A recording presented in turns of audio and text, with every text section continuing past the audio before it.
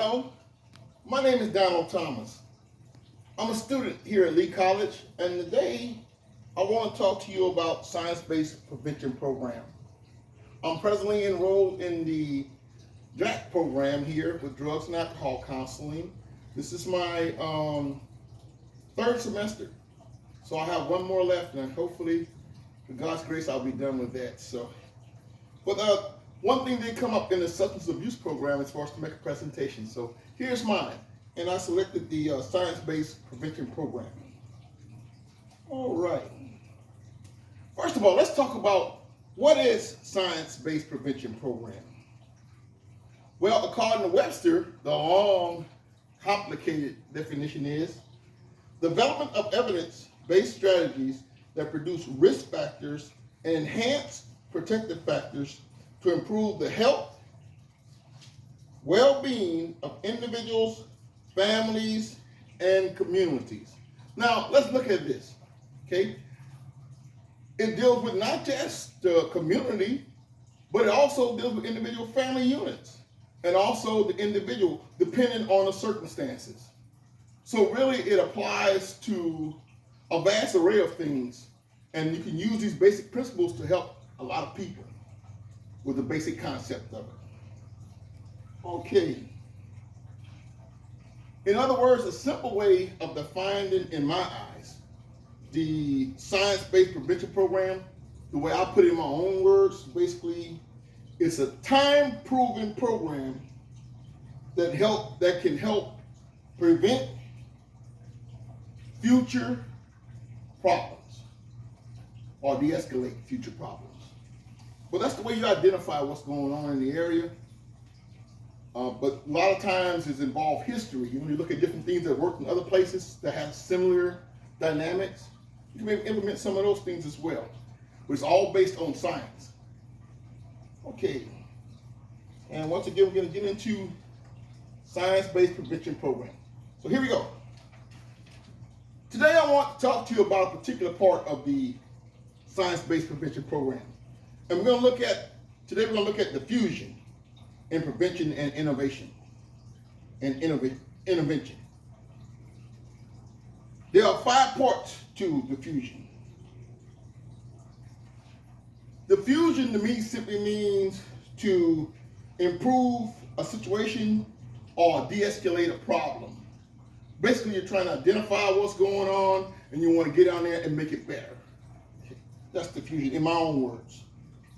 Okay, according to the text, which we have right here in our substance abuse program, according to the text, what diffusion is, basically, it's strategy planning. And I do have a slide for that one too as well. Got 5 basic parts: strategy planning, awareness, conversation, adoption, and finally the 5th one is ongoing implementation. Let's look at each individual part. Strategy planning. Basically, this is the first step, okay? You want to, what I call, analyze your audience. What kind of community are you going to? Are you going to a real rich area? Are you going into a poor area? Is the area, are they highly religious? There's a lot of street violence around. You want to be aware of your surroundings. You want to be aware of the people that you're trying to help. You don't want to just go in there thinking that a cookie cutter, one thing applies to all, because that's not the case. You want to make sure that that the plan that you're trying to implement is going to be accepted by the community. If they don't want to deal with it, or if they're like, they're like, hey, we really don't have a problem here, that's another area you got to look into. So you want to make sure that the help that you're offering actually fits the target community. Number 2 is awareness. Now, what is awareness? Awareness means that you actually know what the problem is. You're not just guessing. You did some research. You look at some historical data. And you found out, let's use, for example, adolescents' drug use. You got young kids in school abusing drugs at a real high rate. And you know this by checking the criminal reports, talking with the counselors at school, the amount of kids that had dropped out, could be kids that are going into rehab. So you want to do your research first. You want to be aware of the situation you're going into and what the dynamics are. And number 3, conversation.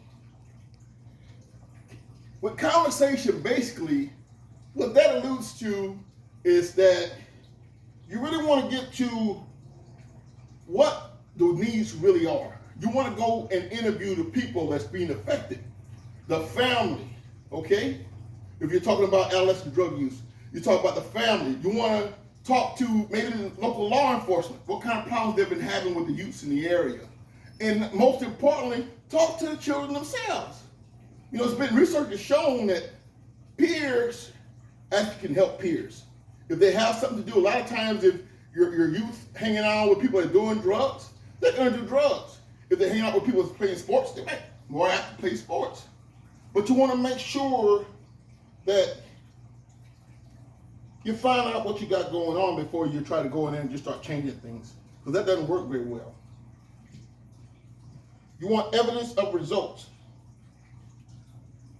Basically what that's saying is, in regards to the third one, which is conversation, you want to make sure that the plan that you're planning on implementing is going to actually target the true problem and not just try to put a Band-Aid on things. Number 4 is adoption. Do you have the support of the community or even the individual? If it's the individual, does the person really want to get help for themselves? They may not. You know, the first step we learned a long time ago is willingness. And sometimes it's hard to help a person that don't want to be helped. Or community. A lot of times community may just have a blind eye. Oh no, not us, we don't do stuff like that. In actuality, they do really have a problem. So you want to make sure in that 4th step of adoption, make sure that you got the community leaders, like, you know, people like the principal of the school, the parents, the PTA. Make sure you got their support. Make sure they're willing to adapt to the plan that you're trying to implement. Don't just go in there by yourself like, you know, I'm going to force this on you, because they're going to reject it. And it's not going to work. You're going to waste your time and theirs too. So that's step 4. And number 5, last but not least, is ongoing implementation. Now, what does that mean? You got to have follow-up. You can't just go in there and figure you're going to fix something in 2 weeks and everything's going to be fine, because it's not. You go in after you identified, you did the first 4 steps. You're going to go in and maybe a month later, 30 days later, you're going to go in and check the stats out. Talk to the counselors. Talk to the law enforcement agencies. Hey, how's the arrest been? How's the school attendance been? How many people have the counselors counseled over the last month? You do some different implements. 30 days, maybe 90 days, even up to a year.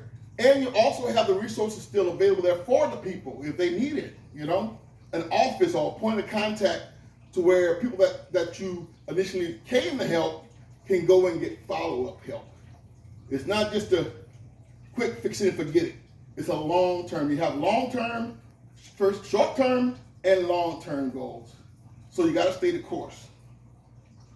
Well, basically, that's what I want to talk to you about today. I really appreciate you letting me share this with you, the things I've learned over the last semester, and in review, I said the 5 parts of diffusion: strategy planning, awareness, conversation, adoption, and ongoing implementation. And all this involved science-based prevention programming. Thank you for your time, and have a beautiful day.